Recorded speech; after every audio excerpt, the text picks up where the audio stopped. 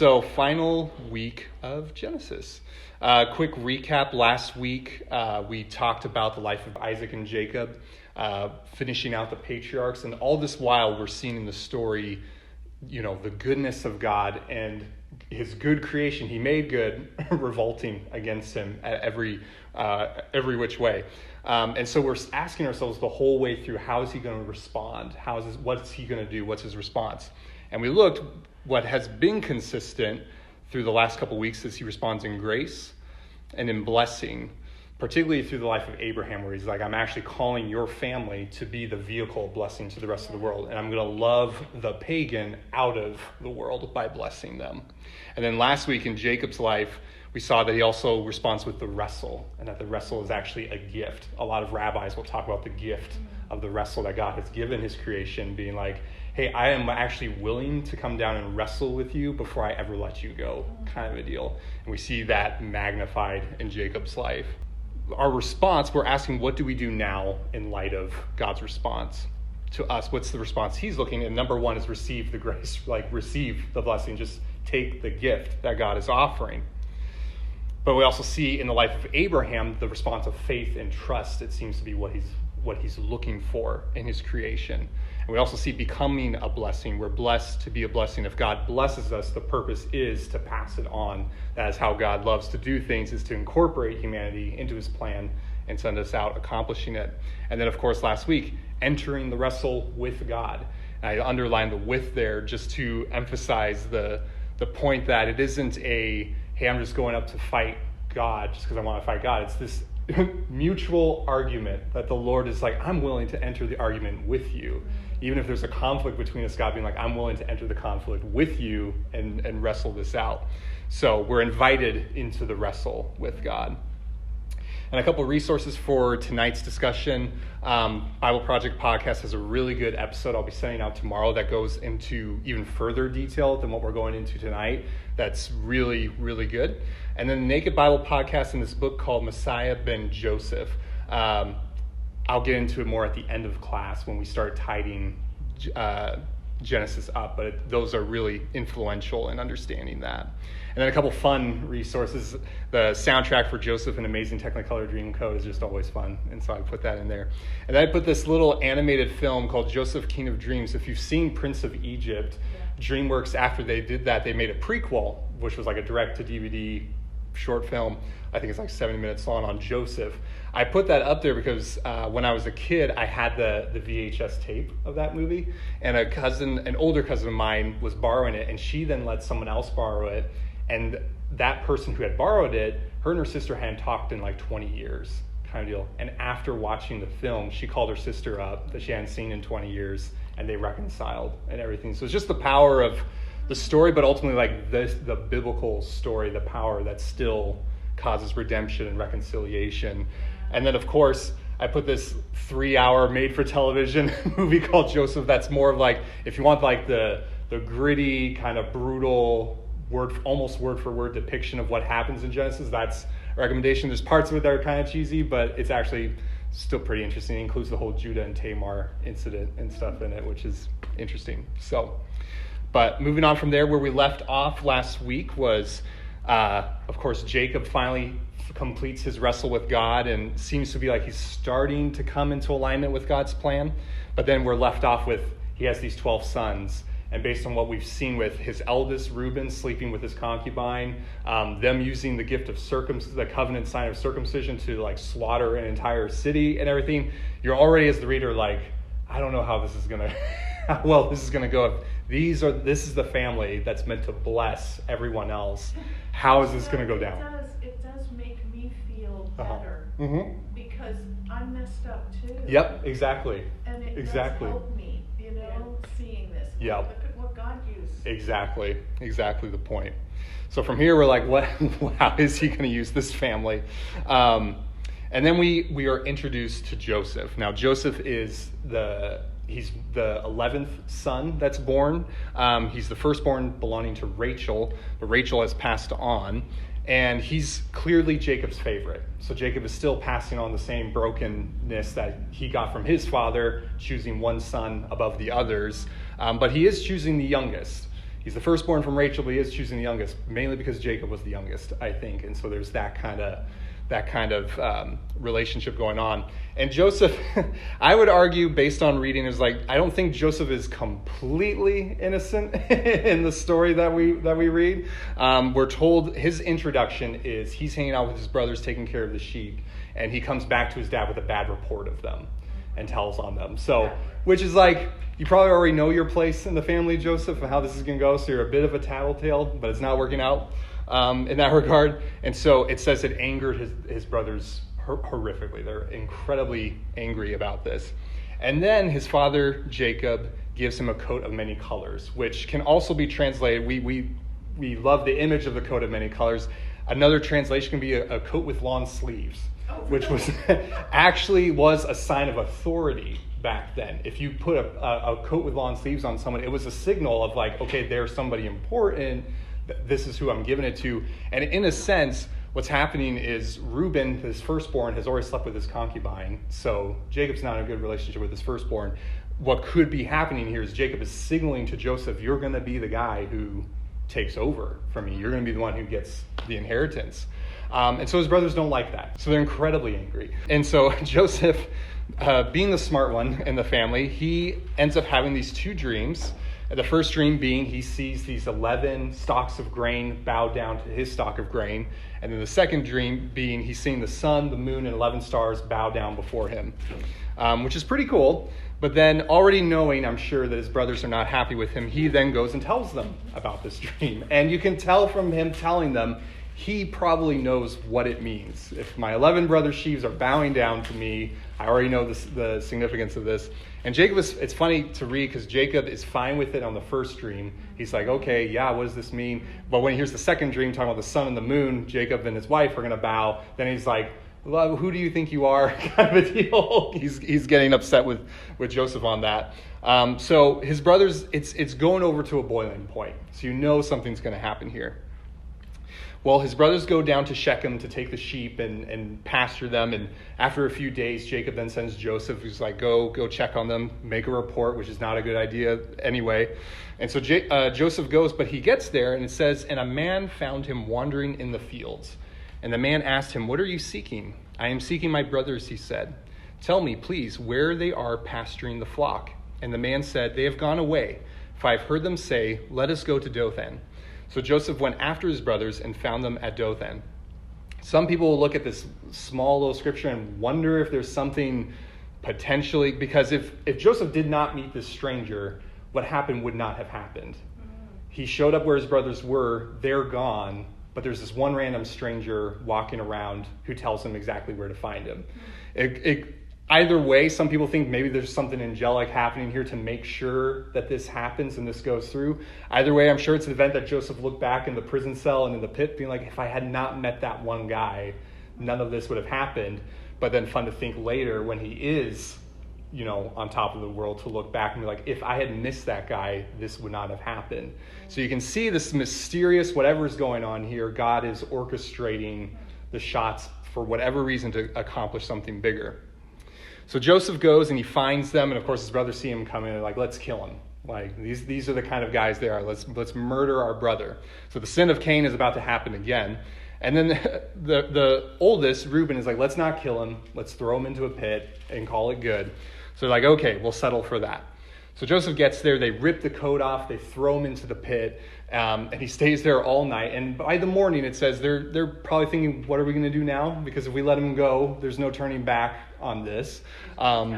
He's going to tell on us, and that's not going to go well at all. And so happenstance, or by happenstance, you see some Ishmaelite and Midianite traders come that way. And so Judah gets the bright idea, well, let's sell them into slavery. We can at least get a profit out of this, and no one has to find out about anything. So they sell him into slavery, and the traders take him down into Egypt. Then they take his coat, and they tear it up, they kill a lamb, they pour its blood all over, and they take it to Jacob and say, we found this, do you know who this is? Which is smart on their part to lead him on in that way. And Jacob was like, that is Joseph's coat, and he's dead. He's been killed by a wild animal. And now you're seeing Jacob still inheriting some of that stuff he he basically exposed his kids to, now that they've learned from the master trickster himself how to do this, and now he's having that poured on to himself. So at this point, this would be considered probably the all is lost moment in the story, where you're like, this has completely degenerated. This family has turned in on itself. It's not blessing the rest of the world. It's completely turned in. And then it gets a little bit worse. Then we get this random incident in Genesis 38 where we talk about Judah and Tamar. Now, when you're reading it, it comes across completely random. We're talking about Joseph here, and then we switch gears for a chapter to talk about this embarrassing incident with Judah and his daughter-in-law. Most scholars think the reason for that is because the authors of Genesis are potentially looking back from a time, maybe the time of David, because it's David's line that comes through this unfortunate incident. And so some people think they're writing a time they're trying to explain his bloodline coming through and everything. And the impressive thing about that being, and what other holy book or what other history are people going to paint themselves in the most negative light possible, saying our greatest king, he comes from this union. He comes from this incident. So it's bravery on the authors of Genesis and the Holy Spirit speaking through them to tell the full truth in that. And it says, and Judah took a wife for his firstborn, and her name was Tamar. But Judah's firstborn, was wicked in the sight of the Lord, and the Lord put him to death. Now, again, we're not given any details about what his son did, or even necessarily, how the Lord put him to death or whatnot. And that can come across on the front end as like, well, see, this God is just blasting people left and right. But as we've already been up to this point, we've seen that God is incredibly gracious and incredibly compassionate and very slow to bring any kind of judgment about. So the question we should be asking is, how does this God, who is so ridiculous in grace, what kind of person is it that this God is like, I think it's time to turn this one off, kind of a deal? That this, again, the word is important, was wicked in the sight of the Lord. And it's not that he was guilty for, stealing cookies or anything like that. Wicked is wicked. And so whatever it was going on, it's egregious to the point that God himself, this compassionate, slow to anger God, is like, it's time to call quits on this one. So that happens, and then it says, then Judah said to Onan, go into your brother's wife and perform the duty of a brother-in-law to her and raise up offspring for your brother, which is the tradition back then. There's nothing worse than dying and not leaving your spouse with a descendant, because your name goes extinct. That's the idea, is that the memory of you will go extinct. No one will know your family line. It says, but Onan knew that the offspring would not be his. And then we get that embarrassing detail where he would sleep with her and then would allow the semen to pour out right before, so he wouldn't impregnate her. Now again, we're told, and what he did was wicked in the sight of the Lord, and he put him to death also. Again, some people are like, that might be a little extreme, but again, to think about the character of this guy, Onan, he has no intention of giving his brother a descendant. That's pretty clear for what he's doing. So the easiest thing to do if he's like, I don't want to give my brother a descendant, is you don't have to sleep with her. Mm-hmm. Like, you don't even have to do anything. But he is still doing things, and not fulfilling his obligation just to do it. So for whatever his wicked motivation was behind that, God's like, and we're going to call quits on this one as well. Then Judah said to Tamar, his daughter-in-law, remain a widow in your father's house till Shelah my son grows up, for he feared that he would die like his brothers. And again, Judah's not even asking the question, what of my two sons' characters that would even allow that to happen? It's on her. He's putting it on her. Let me put her away, and let me not give her my other son to prevent something from happening. So she waits and waits and waits. And again, in that culture, that's just absolutely devastating.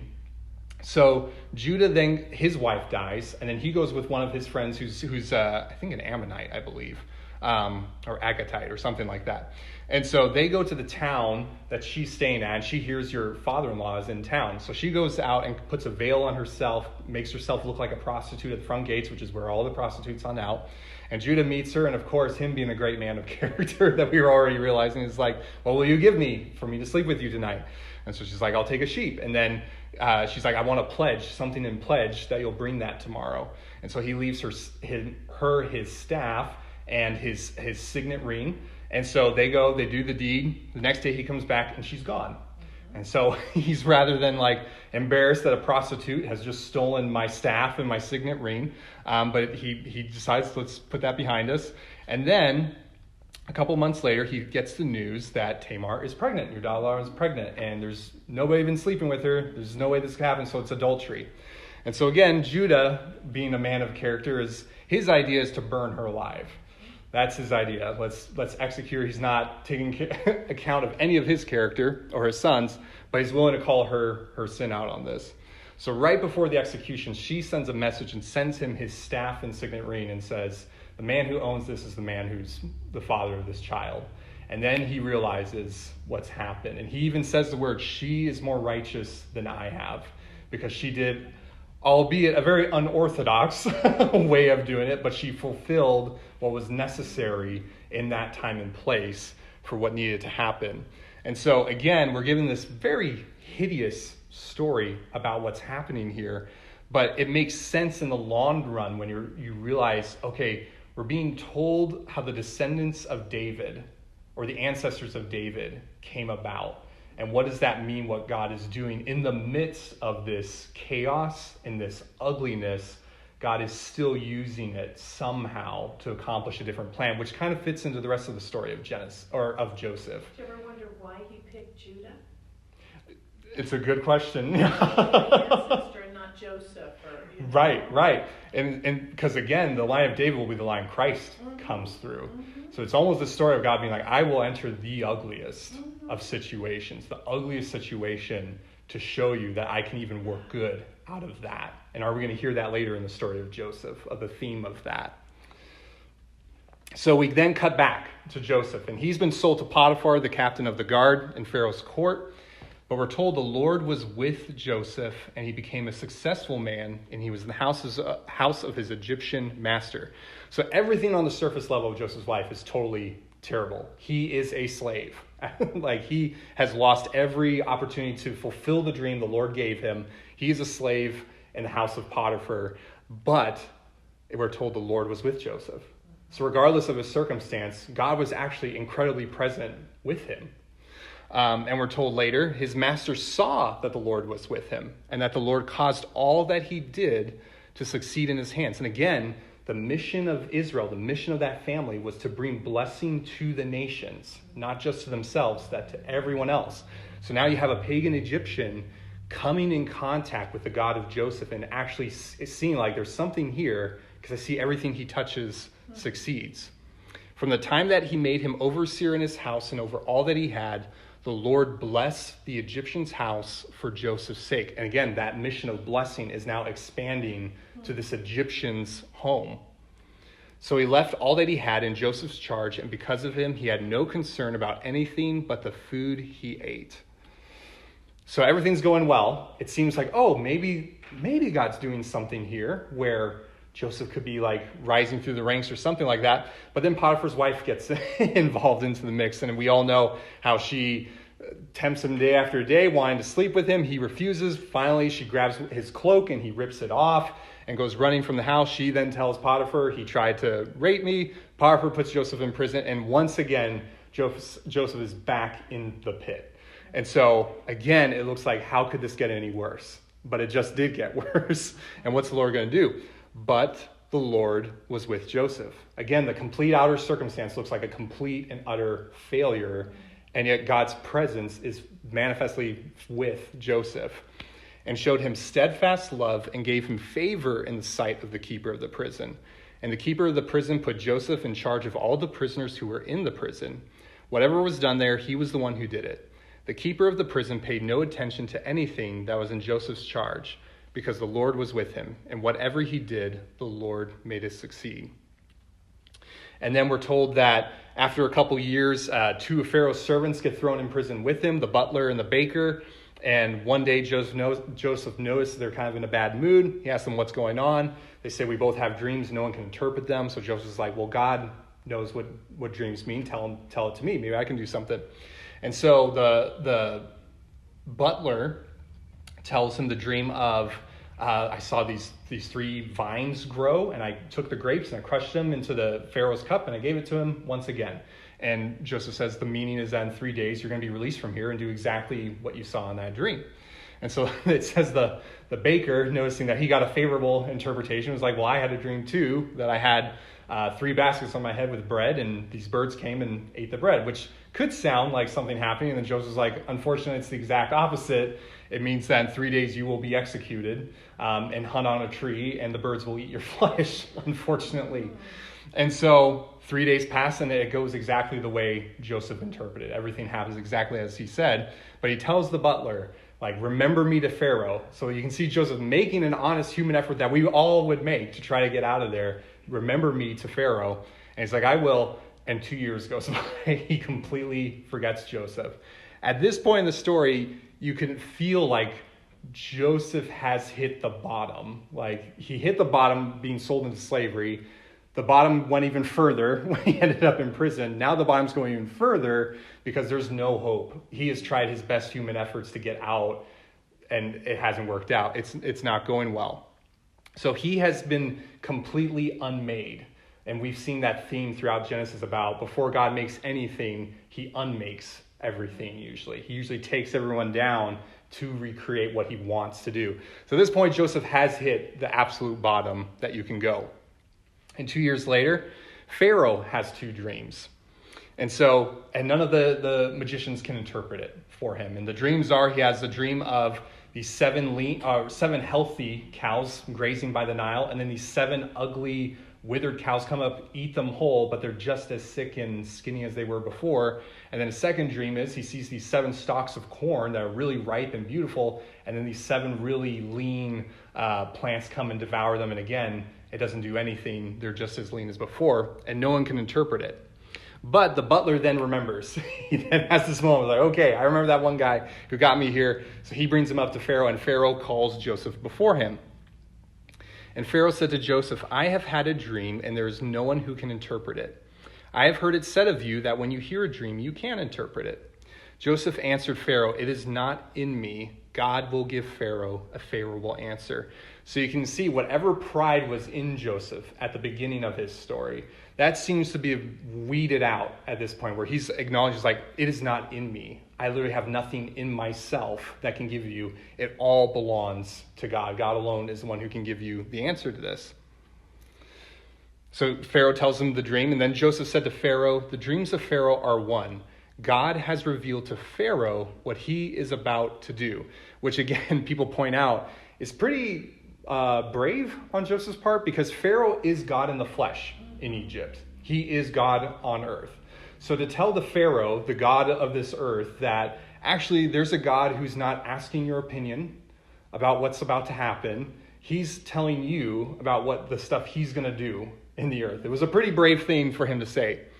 He interprets it that there'll be 7 years of plenty followed by 7 years of lean that are going to be absolutely terrible. And so he says, find someone wise who during those 7 years will build storehouses, will take the grain when it's in abundance, store it away so that when the 7 bad years come, we can start using that for food. This proposal pleased Pharaoh and all his servants. And Pharaoh said to his servants, can we find a man like this in whom is the Spirit of God? Bible Project points out that you only hear about the Spirit of God in the first 11 chapters of Genesis. Nowhere else. It basically stops after the first 11 chapters. And the authors they're intentional with this because then this is the only other reference to the Spirit. And it's upon this guy. And we'll get at the end, we'll talk about that. But what's the significance of that? The Spirit has been silent, but now we have someone, a seed of the woman, who the Spirit is moving upon to bring, what is he doing? He's bringing salvation to the world through this act. And then in the course of a day, Joseph has gone from a complete at the bottom to now on top because Pharaoh has now promoted him second in command of the entire empire. And Tolkien used to like to talk about this. He coined the phrase eucatastrophe. So catastrophe being like something absolutely terrible, but is Greek for good. So he's talking about the undoing of the terrible. So he talks about the sudden happy turn in a story which pierces you with a joy that brings tears, which I argued is the highest function of every fairy story to produce. And he later famously said, the resurrection of Christ is the ultimate eucatastrophe, the most terrible event in history somehow within a moment is transformed into the most redemptive, most important, life-giving moment in history. And that's kind of what Oh, I just have a question. Yeah. Because what I've been thinking about, here's Joseph. He's in Egypt alone. Yeah. In a prison with no Bible. Right. No pastor, no... Yeah. How does he know God in all of this, you know? Right. I think it's probably his own experience with his father Jacob and hearing just his walk that he's grown up with. But up to this point, there is no spiritual... And that's 17 years right out. I mean, he's living on just Joseph's stories? Just whatever he grew up with, probably hearing about his grandfather Abraham and Isaac and Jacob, but that's what he's going off of. So this is, he doesn't have anyone to walk him through any of this. So I would see how everyone else in his family probably would have slept with Potiphar's wife. Right. Yeah. All his examples were that was probably fine. Yeah. But he doesn't do that. Mm-hmm. When Judah sleeps with a prostitute, chapters before. Right. Yeah. He doesn't do it. Yep. He's Exactly. blameless. Yep. Exactly. And you see, at this point, all his righteousness has got him nothing but trouble. All the way to this point, it's got him nothing but misery. And now in the midst of a single day, within 24 hours, he's completely transformed to now being second in command of the whole empire.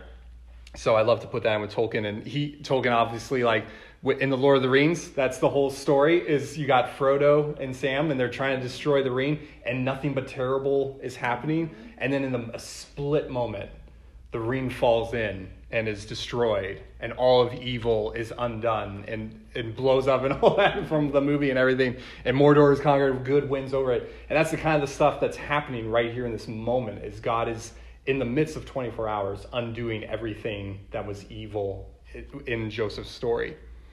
So when the famine had spread over all the land, Joseph opened all the storehouses and sold to the Egyptians, for the famine was severe in the land of Egypt. Moreover, all the earth came to Egypt to Joseph to buy grain, because the famine was severe over all the earth. Again, what was Israel's mission, the family mission? Bless the nations. And now Joseph is in a position where he's literally blessing the nations and bringing salvation, which is saving. He is saving the world population through this famine. And then, but after a couple years goes by, his brothers show up. So they show up. They don't recognize him whatsoever in his Egyptian garb and everything. They don't recognize him, and Joseph realizes that. So then he kind of launches this little scheme where he's like, you guys are spies, and throws them in prison. And we're not told really. There's a lot of different interpretations about did Joseph from the get-go know that he was trying to get his family into Egypt? I don't necessarily buy that. I think for a split, we are actually seeing the humanity of Joseph throughout this story, where his first reaction is, I'm going to put these guys in prison. Mm-hmm. And it says it takes him all night until the next day to make the next step. I think in that night, you're seeing the humanity of Joseph being like, what am I going to do to these guys? So the next night, or the next morning, he sends them on their way and says, go home, because he says, bring back your younger brother. They didn't bring the youngest Benjamin, which was his other brother from Rachel, their mother. So he says, I don't believe you guys. Until you bring Benjamin back, I'm not going to sell you guys any more grain. So they go on their way, and then they open their things of grain halfway through, and they find all their money is stuck back in the bags. And so they're just horrified, what is happening? And they even say, what is God doing to us in response to what we did to Joseph? So they're just feeling and we don't know necessarily what Joseph is trying to do at this point. Is he trying to mess with them? Or is he trying to get the family back together? We don't quite know. So they go home. The famine goes for 2 years, because they tell Jacob, we can't buy any more grain until you send Benjamin. And Jacob's like, well, I'm not going to do that, because he's the only son of the one wife I like, Rachel. I'm not going to send him on the way and see what happens to him. 2 years goes by. They're dying of thirst and hunger again. And finally, Judah, the brother who suggested to the rest of them, let's sell Joseph into slavery, he's the one who's like, Dad, we will all be dead here soon if we don't get grain. I will offer my own life if Benjamin doesn't come back with us. So now you're seeing some sort of redemption happening amongst the brothers, where Judah, the one who had the idea to sell Joseph, is now being like, I'll put my own life on the line if anything happens to Benjamin. So Jacob finally relents, and Benjamin goes with them, and he comes back to Egypt, and Joseph meets him. And we're told that after meeting him, Joseph goes out into the room because he knows they don't recognize him again, and he's weeping. He's just weeping after he sees his brother Benjamin. And again, we're seeing that very human story of Joseph, I think, wrestling in the moment of wanting some sort of family, obviously with Benjamin, but also probably the anger, and again, realizing the very justifiable rage that must be his. You sold him into slavery, into a life of misery, and we're seeing that battle go back and forth in him. But then he throws a giant feast for all of them, but then it says that he gave Benjamin 5 times more than the rest of them. So he's not entirely happy about them being there. And so then the next morning he sends them on their way. Well, on their way out, they're pulled over by his guards, and they say, one of you stole my master's silver cup, his goblet. And so the brothers are like, let whoever you find it be sold into slavery, because none of us did it. Well, they didn't know that Joseph had that cup planted in Benjamin's bag. So they open it, and they, of course, are horrified. So they're all taken back to Joseph. Now, some people still wonder, again, what is Joseph's motive for this moment? Is this potentially Joseph's way of being like, I'm going to get the one brother I like, Benjamin, to stay with me, kind of a deal, and the rest of you guys can go? Or is he trying to test them in some way to see if they've changed at all, to see if there's any redemption there? We don't quite know what's happening, so it's really just open to people's interpretation, walking with the Holy Spirit on that, of what they think happened. So they go back, and Joseph says, I will keep Benjamin here, but the rest of you can go. I will keep the thief here with me. The rest of you can go back to your father Jacob. And then they start begging him, like, we can't do this. We had one other brother named Joseph. We sold him into slavery. So they're admitting to him, not even knowing. They're confessing to Joseph what they did to him. And they said, and this is the wrath of God upon us. They're like, we will literally lay our lives down. We will all become slaves if you will let Benjamin go. So the 10 of us can stay here as your slaves if we can just let Benjamin go. So now Joseph is seeing that something has changed in them. That they sold him before, and it would have been easy for them to get rid of Benjamin at that point, because if they got rid of Benjamin, Jacob dies from a broken heart, they inherit everything, kind of a thing. But they're willing to be like, we will be your slaves if Benjamin can just go free. And so it says, then Joseph could not control himself before all those who stood by him. He cried, make everyone go out from me. So no one stayed with him when Joseph made himself known to his brothers. And he wept aloud, so that the Egyptians heard it, and the household of Pharaoh heard it. And Joseph said to his brothers, I am Joseph. Is my father still alive? But his brothers could not answer him, for they were dismayed at his presence. So here is the big reveal. Joseph saying this, I am the whole time have been the brother that you betrayed and sold into slavery and signed him up for all this misery. What in that moment is going to happen to the brothers? What in that moment is the oppressed, the persecuted, going to do to these guys? Now that everything is known, now that everybody knows what's happening, what is his next step going to be? And in that moment, the brothers are thinking, like, he'll have our heads. Like, that has to be what they're thinking. He's going to get retribution. He's going to get vengeance here. But what is Joseph's response? So Joseph said to his brothers, come near to me, please. Similar to Esau and Jacob that we discussed last week. The person who was wronged looks at the person who was in the wrong and says, would you come near to me? Would you come near to me, please? And they came near, and he said, I am your brother Joseph, whom you sold into Egypt. And now do not be distressed or angry with yourselves because you sold me here. For God sent me before you to preserve life. For the famine has been in the land these 2 years, and there are yet 5 years in which there will be neither plowing nor harvest. So Joseph has come to a point where he's actually looked back on everything that's happened, from that stranger in the field that sent him in the direction that he would have missed had he not been there, to being sold, to being put unjustly in prison, to spending 2 more years because the butler wouldn't remember what he told him or interpreted for him. And he's saying all of this was done by God, that God had orchestrated all these events and sent me before you to preserve life. And God sent me before you to preserve for you a remnant on earth and to keep alive for you many survivors. So it was not you who sent me here, but God. He has made me a father to Pharaoh and lord of all his house and ruler over all the land of Egypt. All these things that on the surface level looked like this could not possibly be God's work. And the whole time, this was God working in the midst of it. This was God the whole time sending. I'm actually orchestrating these events so Joseph can get there and save not just his own family, but the world entirely. No one will starve to death for 7 years. Like Jesus.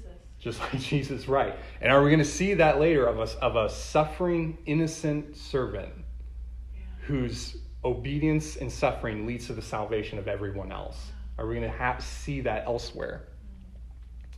So he says, hurry and go up to my father and say to him, thus says your son Joseph, God has made me Lord of all Egypt. Come down to me, do not tarry. You shall dwell in the land of Goshen, and you shall be near me, you and your children and your children's children, and your flocks, your herds, and all that you have. It's interesting, and this is in the Bible Project podcast that I'll send out tomorrow. But the Hebrew word for Goshen, the first and last letter is the exact same as the Hebrew word for garden. And the land of Goshen is in this incredibly, it's just in the nice suburban, for lack of a better word, suburban part of Egypt near the Nile. It's like a beautiful spot that he's about to set his family in. And it's just interesting that, again, the book of Genesis, where did it open? It started in a garden. Now the story is going to end with the family going to a land it's just, in the Hebrew language, words they like to interchange just one letter here and there, and it's just from one letter difference. It's the same word. So it's interesting that the story begins in a garden. It ends with these people in a garden type land. And what brings them there? What enables them to live in the garden again? It's the forgiveness of the righteous, suffering servant. So even without drawing on messianic stuff like that, you can already see, okay, the story itself is about a garden, people leaving the garden because of sin and rebellion, and the story ends with them being brought back in this type land through forgiveness and through a righteous, suffering servant. So we'll get into more of that here in a little bit. So just interesting thing to explore. So they go back, they tell Jacob, guess what? Your son's alive because we sold him into slavery years ago. So I don't know how that conversation went. Genesis does not record how that went down. But Jacob doesn't know, because again, this has happened twice before, Abraham and Isaac, where a famine happens, and Abraham, he goes down to Egypt and it doesn't go well.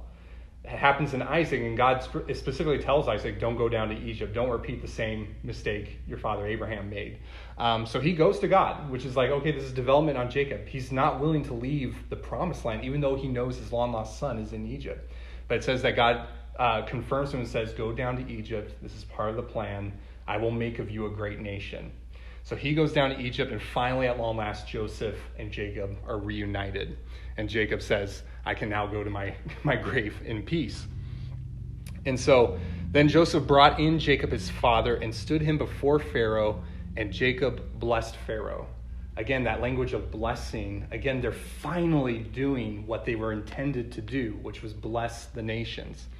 And Pharaoh said to Jacob, how many are the days of the years of your life? And Jacob said to Pharaoh, the days of the years of my sojourning, which is funny, my pilgrimage, it can also be translated, are 130 years. Few and evil have been the days of the years of my life, and they have not attained to the days of the years of the life of my fathers and the days of their sojourning. So Jacob at the end is kind of a little bit callous, which makes sense with all the life experience that he has. He's been humbled. At this point, last week we talked about how he's been wrestling with God his whole life. Now at this point, Jacob has finally been humbled and brought down to a point that he's now I'm in relation with God and all that. And Jacob blessed Pharaoh and went out from the presence of Pharaoh.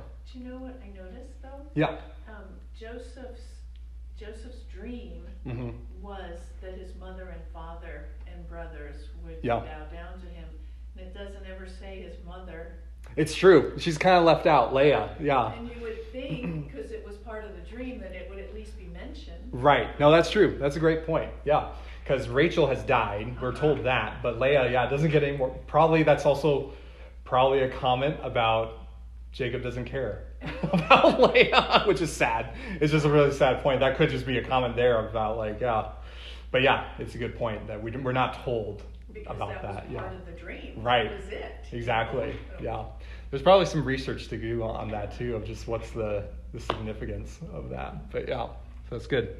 So anywho, so the years go by.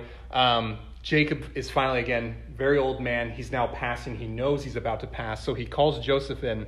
And we're told here, actually, in First Chronicles, when First Chronicles is doing all those boring genealogies, there's actually a point in that where it mentions that Jacob gave to Joseph the firstborn's inheritance, which is really important because, again, Reuben, the firstborn, slept with his father's concubine, Bilhah. So in this moment, when Jacob blesses Joseph's two sons, he's actually giving them the firstborn's birthright, kind of a deal. So he is giving, the youngest is being given what the firstborn was owed to the firstborn.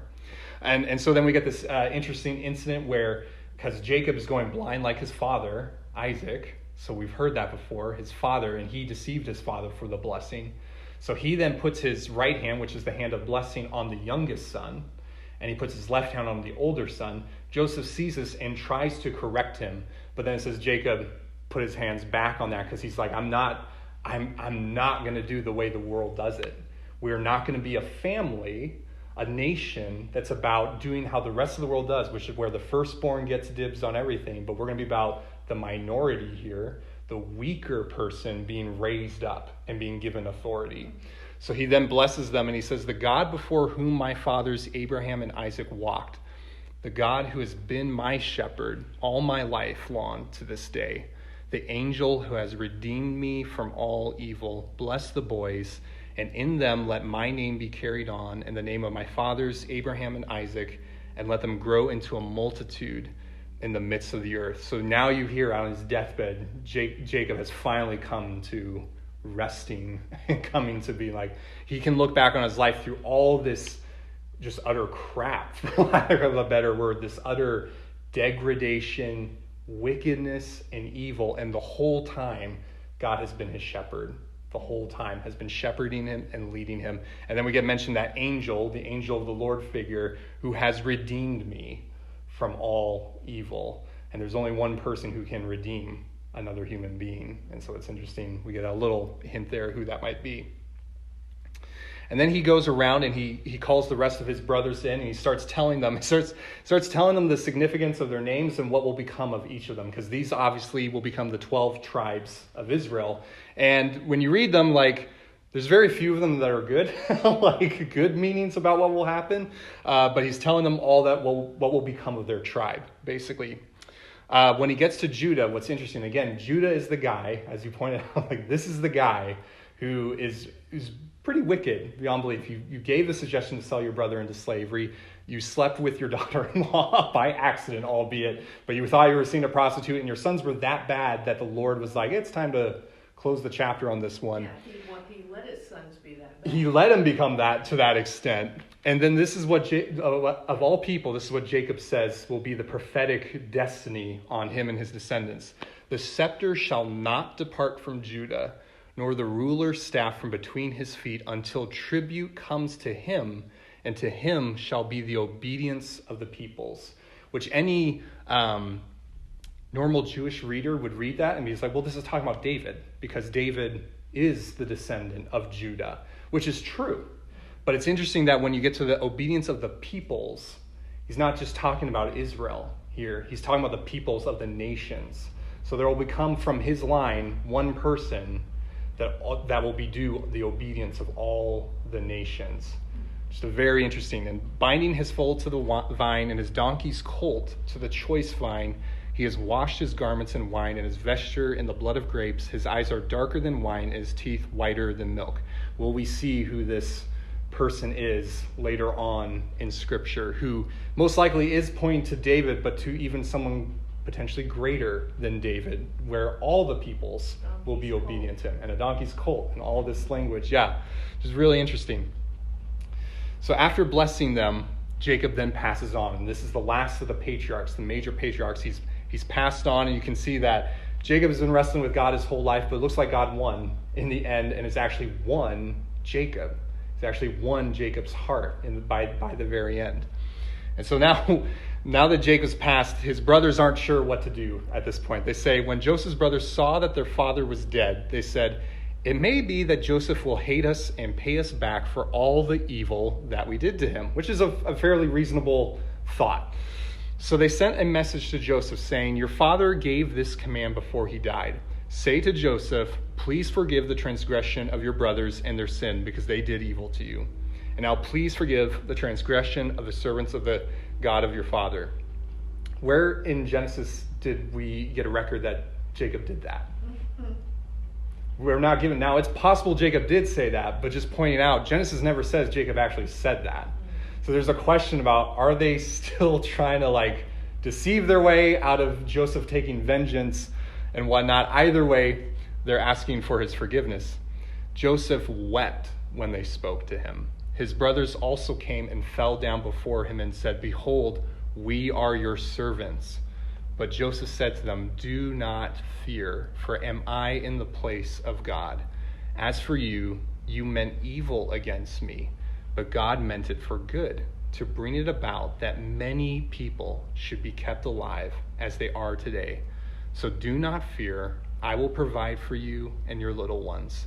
Thus he comforted them and spoke kindly to them. Again, the moment when the one person who has all the right, and again, when people are like, well, Joseph should be the good guy here, is they sold him into slavery.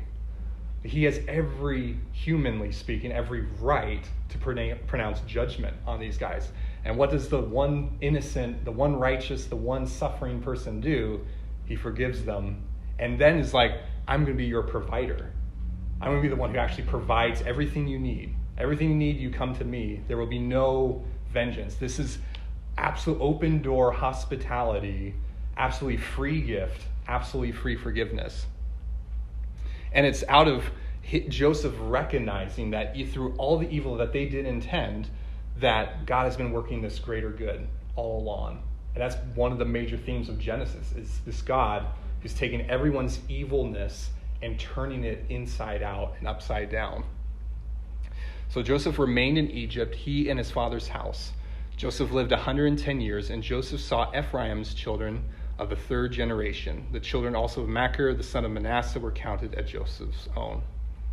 And Joseph said to his brothers, "I am about to die, but God will visit you and bring you up out of this land, to the land that he swore to Abraham, to Isaac, and to Jacob." Then Joseph made the sons of Israel swear, saying, "God will surely visit you, and you shall carry up my bones from here." So again, they have that promise. That land, God promised us to be there so that we could be a light to the nations. But we're now in Egypt again. So where's the story going to go from here? How is he going to accomplish this? So Joseph died being 110 years old. They embalmed him, and he was put in a coffin in Egypt. And this is how the book of Genesis ends, with Joseph dead, the chosen one dead, in a coffin in Egypt. And we're left there as the reader being like, so how is God going to redeem that? They're not in the promised land anymore. They're not in the land that God promised he'd give them. He called them out of Ur, out of the Chaldeans, and yet they ended up in Egypt. What's he going to do with that? And that's what book of Exodus will be picking up, how God is going to transform that and make something happen out of that. So with just the last 28 minutes, we finished Genesis, but now I want to just really explore quickly what's the main themes. What's kind of the main message the book of Genesis is trying to get at here? So what is the theme of Genesis? And again, literary theme is a story's central idea, a universal truth expressed in a text. And these themes are conveyed via plot, characters, and other story elements. What are the themes we've been seeing? The words we keep hearing, the characters we keep seeing, what is that all coming out across to convey to us? What's the main idea it's trying to say? And you see that with any other story. I throw these examples of the main theme. You can see it. It's usually on the poster or in the trailer. Like right here, Braveheart, one of my personal favorites. The theme is stated right there on the poster. Every man dies. Not every man really lives. So that's a great theme.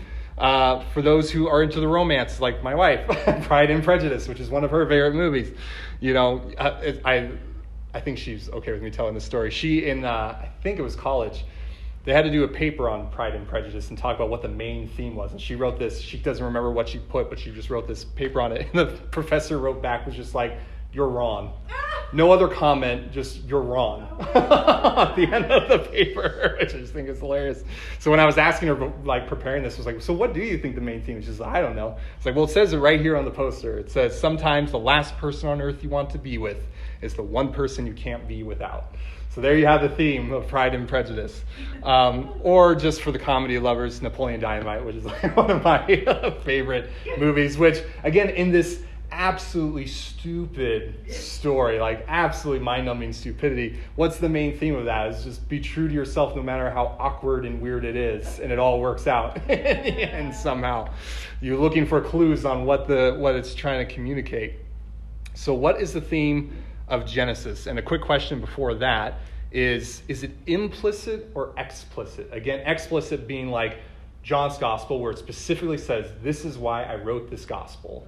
Or implicit, where it doesn't say that, but you're allowing everything else to speak to you on that. So what do you guys think?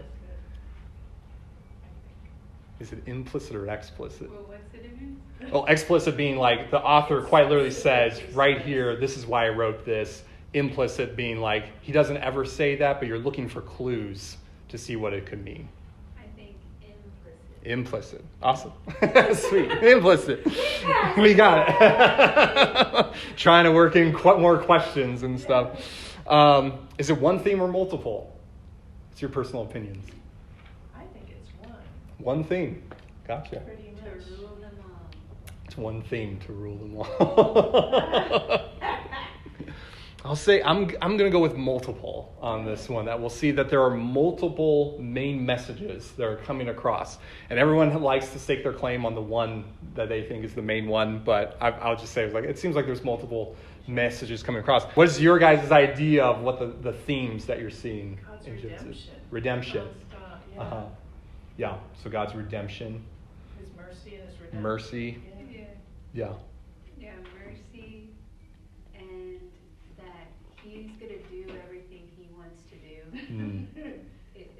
He won't be stopped. Whatever Yeah. it is he plans to do, he's gonna do it. He's going to fulfill They it. get it done. And these people are evil. These people are Hmm. still Yeah. carry it out. Yeah, which I don't think I even had on these slides, which is cool, because that's the thing. God being like, no matter how much you guys try to screw this thing up, this is going to happen. Like, this will be fulfilled. Like when they're like, we're not gonna scatter. I'll scatter you. Just anything, absolutely anything. He did it. Yeah, exactly.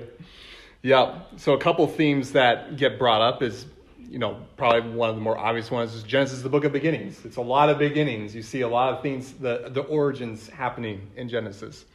There's the theme of the Holy Spirit, even, that Bible Project talks about, of the Spirit being present in the first 11 chapters. It keeps talking about the Spirit here and the Spirit there. Then he goes silent for the rest of the book.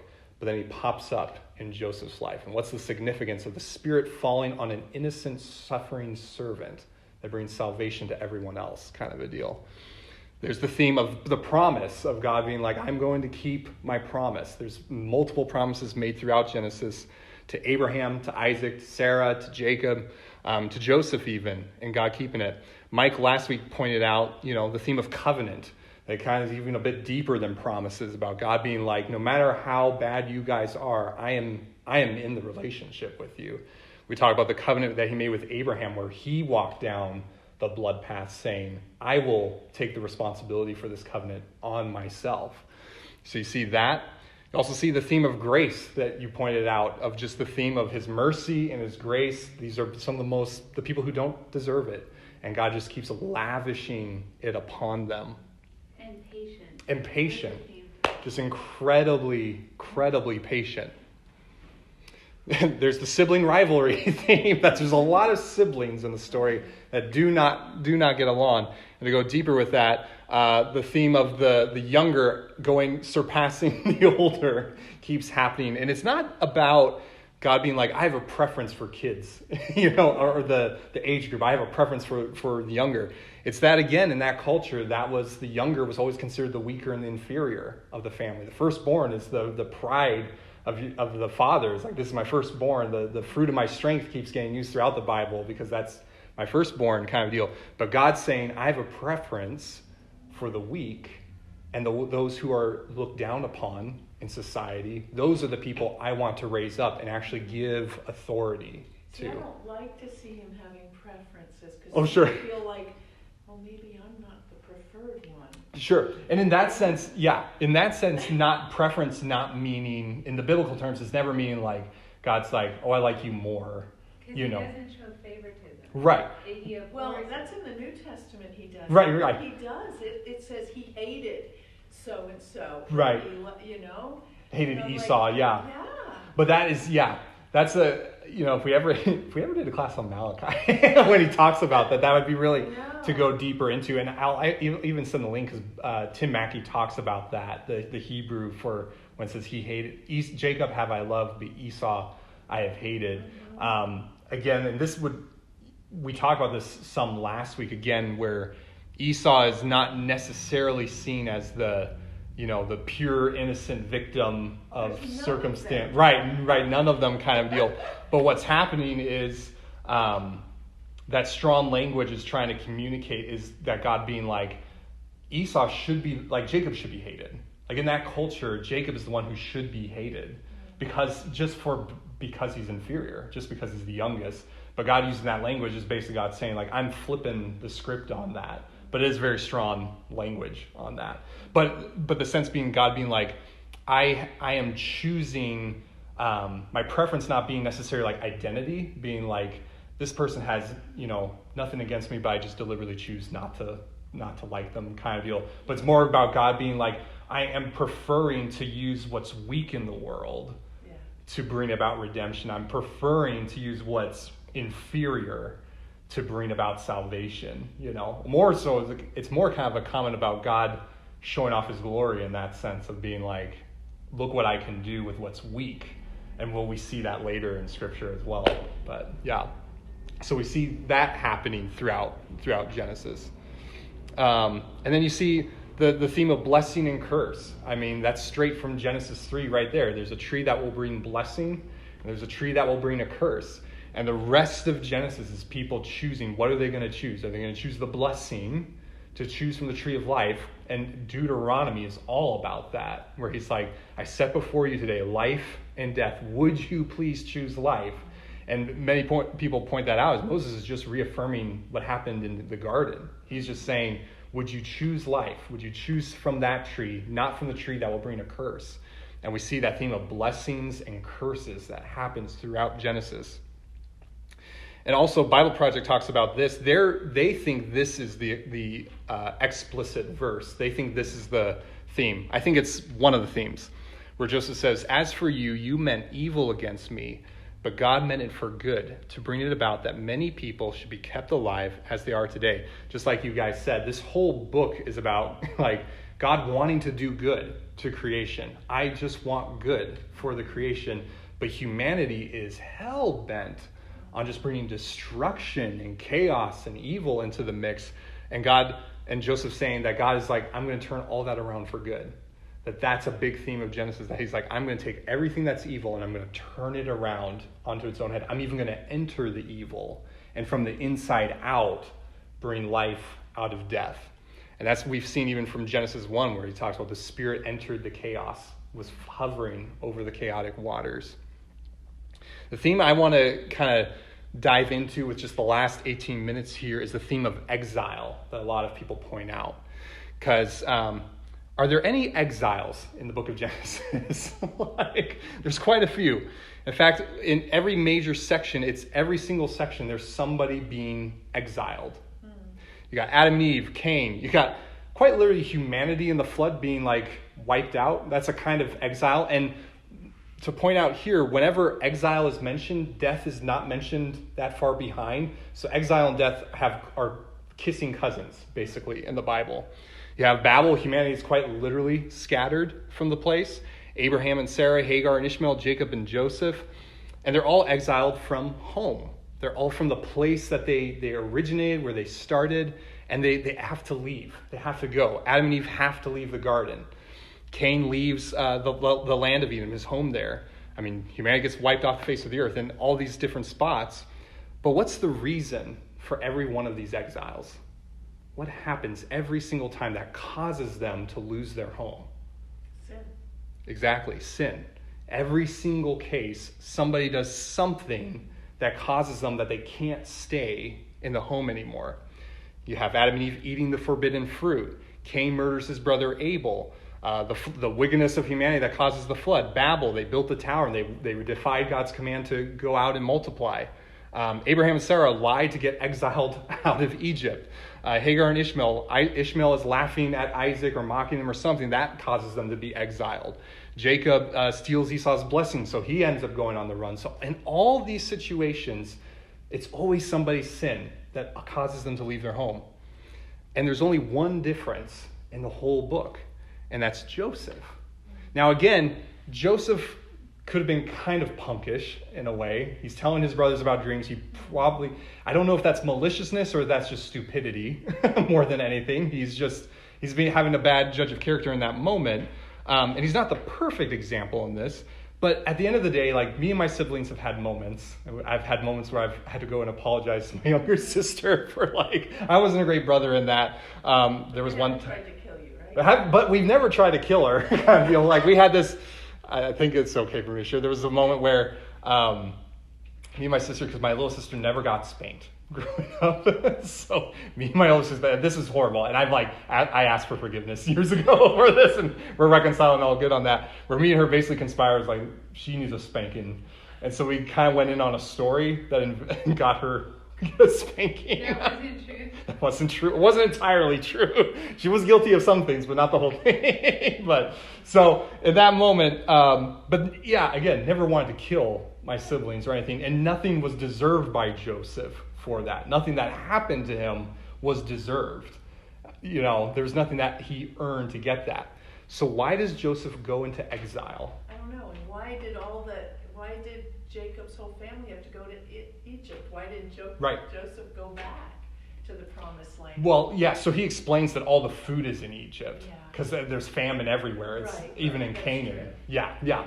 So everybody's they came to live there for 400 years. Right. Yeah. So they came and they stayed and 7. Right. Exactly. Yeah. Which Joseph was aware at his deathbed. He's just like, it looks like we're sticking out here, you know. So like, however the Lord does it, please bring my body back with you. Don't leave my body here, you know. But all this while, it's someone else's sin that gets them kicked out of the land. In Joseph's case, it's his brother's sin that gets him exiled. So it's the one person in the book of Genesis that gets exiled, not for his own sin, but for someone else's sin causes this to happen. And what's the significance of that?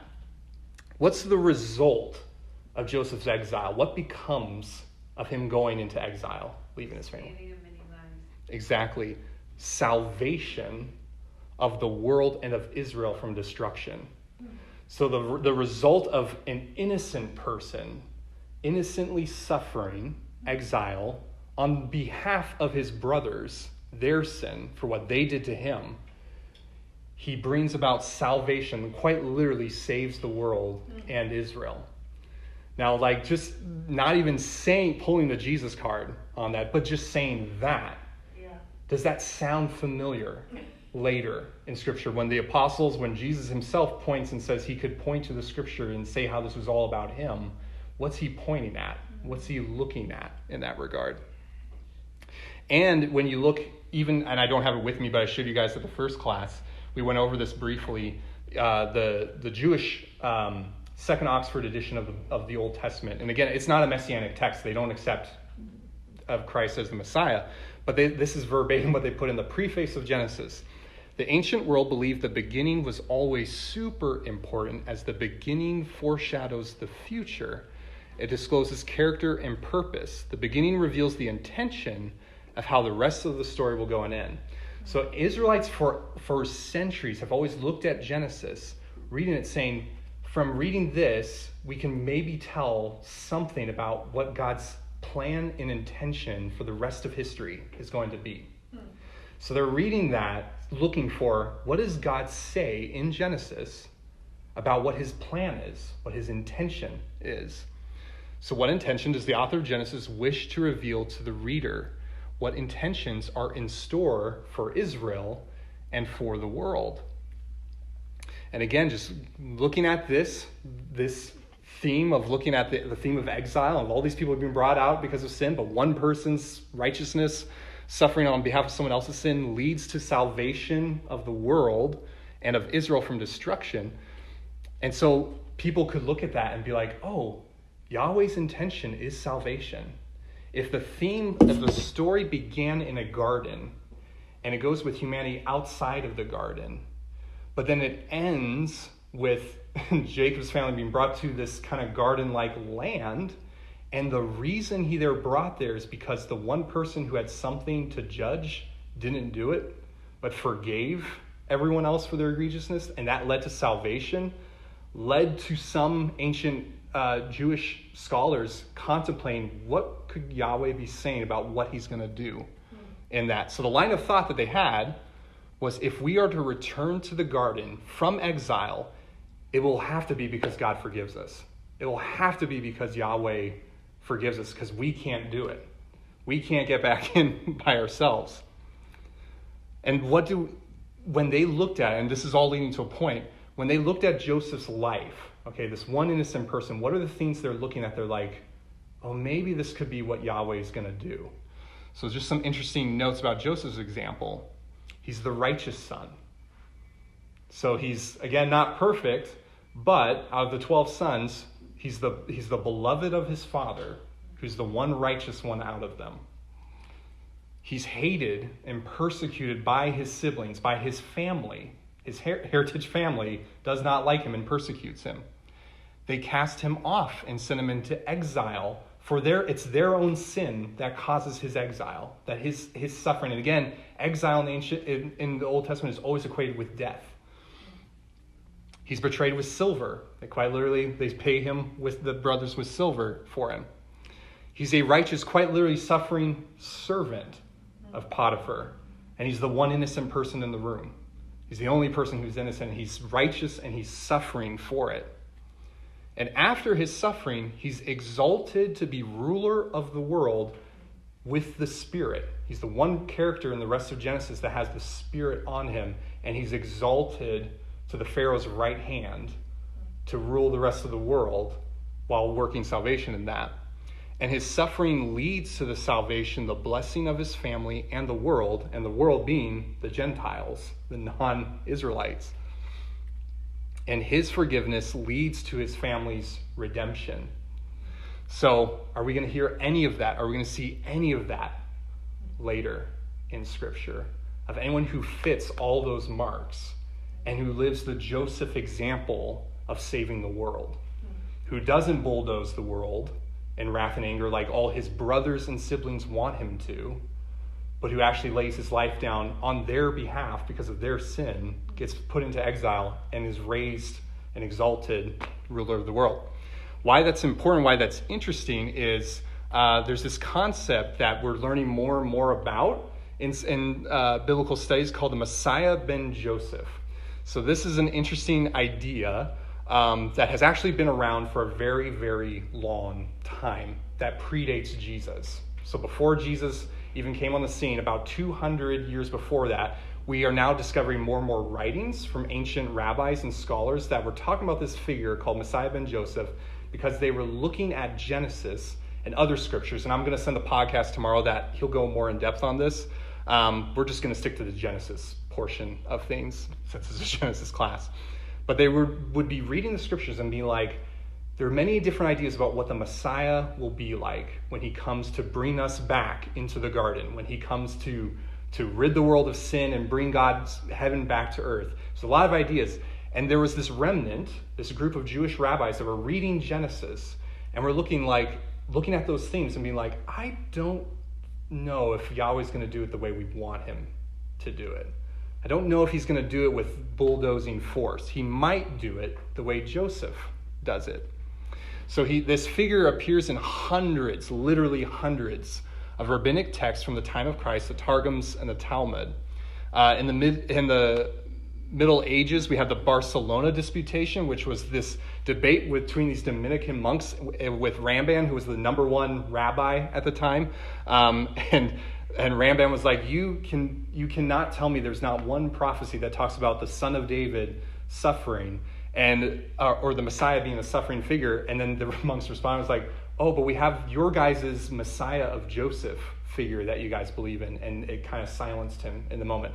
What they go with that is, now none of this saying all this is that all this is true, but this is just what their thought process was. Jewish tradition alludes to 4 messianic figures. They believe that there would possibly be 4 messianic guys called the 4 craftsmen from a vision found in Zechariah 1. They're discussed in the Babylonian Talmud. They're identified as Messiah ben David, Messiah ben Joseph, Elijah, and the righteous priest. Each will be involved in ushering in the Messianic age. So what these rabbis were doing, they were reading all these scriptures about the Messiah and all of what God's going to do, how he's promising, I'm going to save the world. And they were like, we're seeing like 4 different things here. So their idea was, they were like, there's going to be 4 different Messiahs. What caught them off guard was when Jesus comes on the scene and says, I'm all of that combined, except for Elijah, which he says is John the Baptist. But it's like, you're expecting 4 different guys. I'm here to show like, I'm all of that in one. I'm accomplishing everything that these guys are accomplishing. And the role of 4 craftsmen are as follows. Elijah, and so this is what they thought. Elijah will be the herald of the eschaton. Elijah will come first. He's going to herald the rest of them coming. If necessary, Messiah ben Joseph will wage war against the evil forces and die in combat with the enemies of God in Israel. So they're reading this from Genesis and other prophecies where they're coming to the conclusion, I think the Messiah has to die in some way. Like knowing like how Genesis goes, I think we're ending up killing him at some point, kind of a deal. And according to Saadia Gaon, the need for his appearance will depend on the spiritual condition of the Jewish people. And the Sephers Zerubbabel and later writings after his death, a period of great calamities will befall Israel. And you see that in Genesis. Joseph leaves the family. He's exiled. And what happens? Famine comes to the family, comes to Canaan and stuff. So they're getting some from those hints there. And this is, again, from all this summary, this is what they came to. Now, this is 200 years before Jesus shows up. And this is what this one group of Jewish rabbis, this is what they surmised the Messiah would have to do. They surmised he's probably going to be from Galilee to die, pierced through by his foes at the gate of Jerusalem. I mean, Joseph's brothers throw him out, quite literally, of the family, and Jesus is thrown. Hebrews even says, was not Jesus thrown out of the city by his brothers and crucified? Israel will be scattered across the nations. What happens? Israel's family is scattered to Egypt. His death confronts Satan, atones for sin, abolishes death itself, and is raised to life again.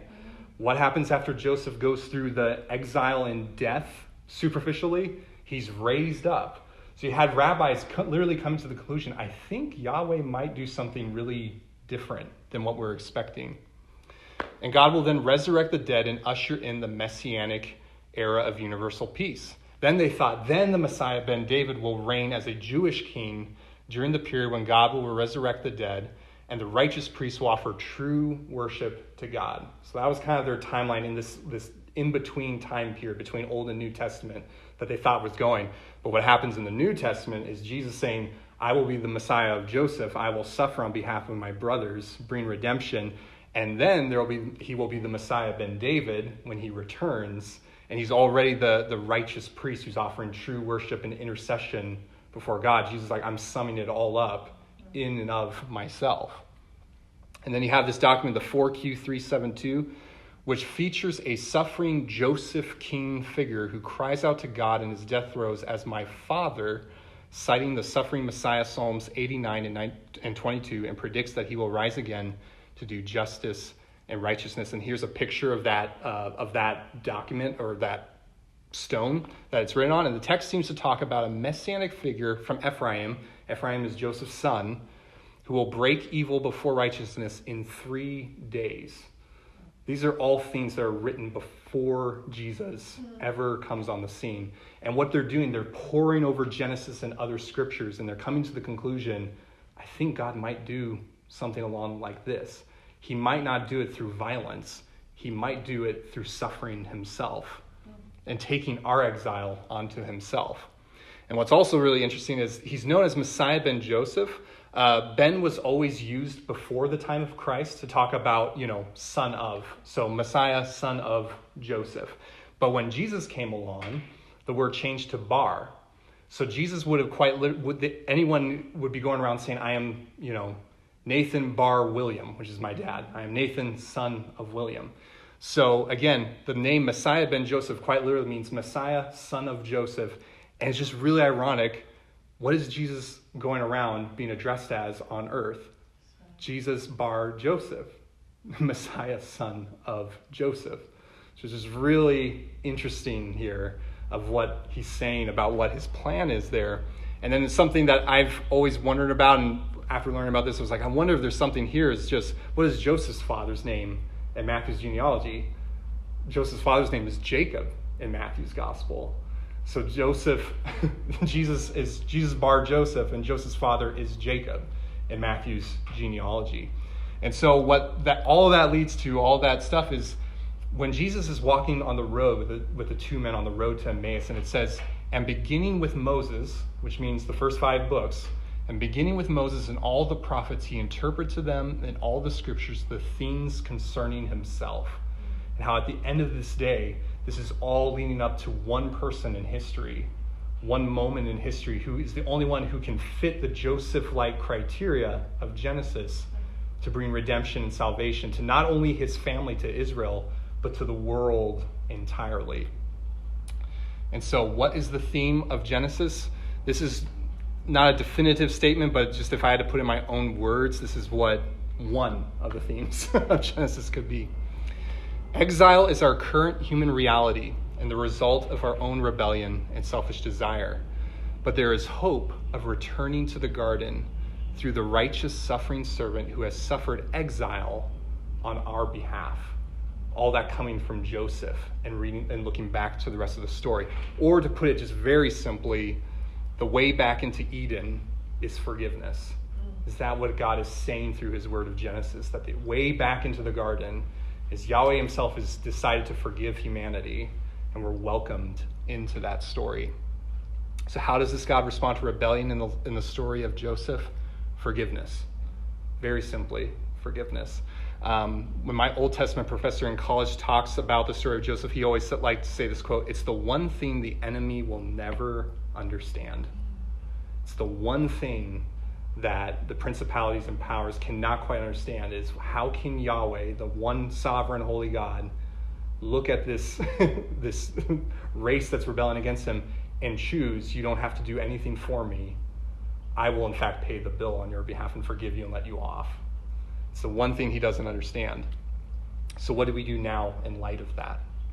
We receive the forgiveness on the front end. Take the forgiveness. It's a free gift in this story. Joseph asked his brothers, draw near to me and let me provide for you. Let me take care of you and your family. So receive the forgiveness and then give the forgiveness. Join him in this story, which is the reconciliation of all things. That this is the story we're invited into by the end of Genesis. It's a story that begins in goodness in a garden, that turns into darkness, into chaos when humanity rebels, but is brought back because of the forgiveness of God. And so with that, congratulations, we have reached the end of Genesis. Right on 1 minute. Shoot, I was so close, 1 minute off.